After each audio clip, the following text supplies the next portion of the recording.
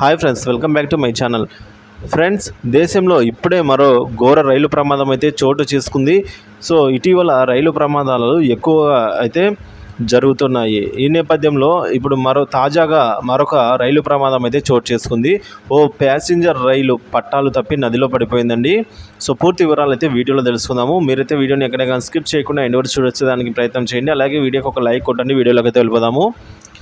So ఈ ఘటన అనేది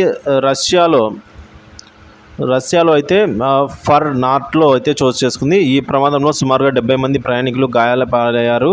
సో స్థానిక మీడియా తెలిపిన వివరాల ప్రకారం రైలు వచ్చేసి ఓర్టా నగరం నుంచి అంటార్కిటికా సర్కిల్ మీదుగా దేశంలోని దక్షిణాన నల్ల సముద్రంలోని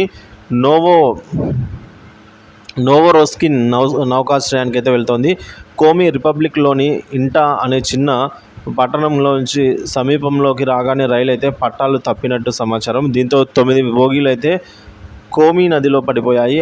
ఆ సమయంలో ట్రైన్లో 215 మంది ప్రయాణికులు ఉన్నారు. వారిలో 70 మంది గాయాల పాలైనట్టు తెలిసింది. క్షతగాత్రుల్లో 7 మందికి తీవ్ర గాయాలైనట్టుగా స్థానిక మీడియా నివేదించింది. ఫ్రెండ్స్.